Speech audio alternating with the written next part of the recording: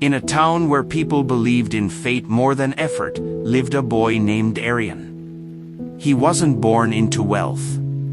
He wasn't born with privilege. But he was born with something far greater, an unbreakable spirit. Aryan's father was a factory worker.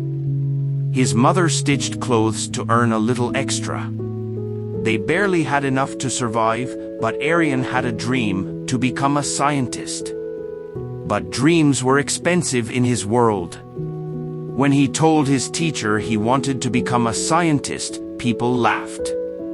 A laborer's son dreaming of science?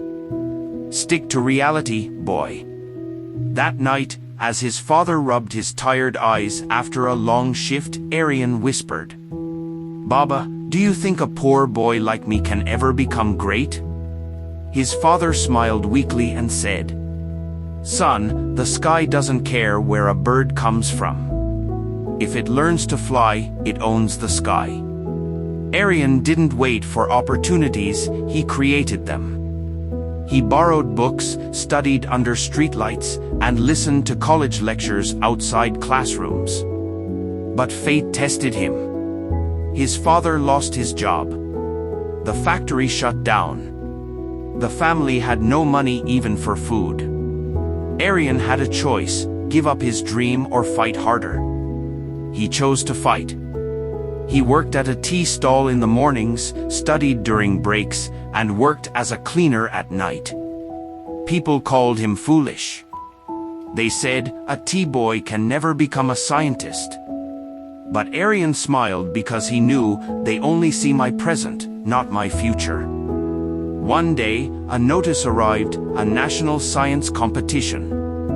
The winner would get a full scholarship to university. But the entry fee was 1,000 rupees, a fortune for Aryan.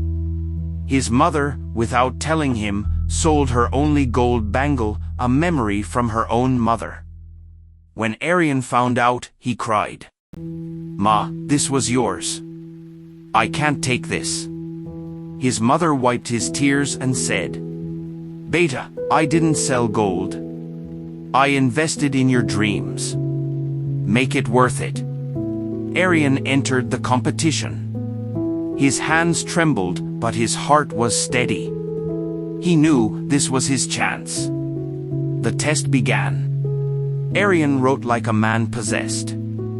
He poured in every moment of struggle, every sleepless night, every sacrificed meal.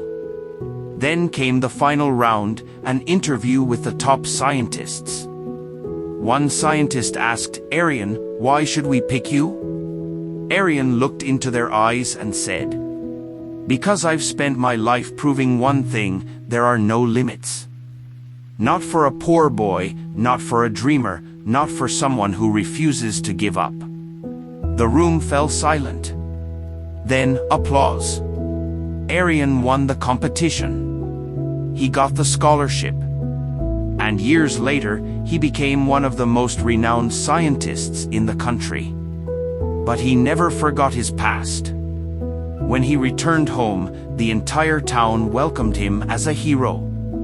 The same people who once mocked him now respected him.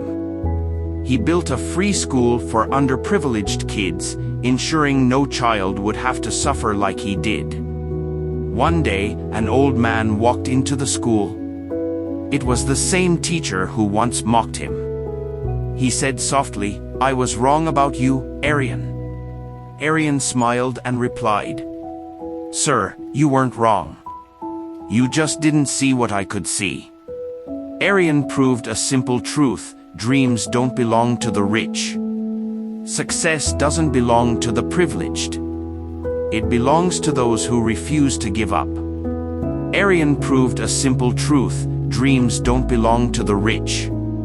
Success doesn't belong to the privileged. It belongs to those who refuse to give up.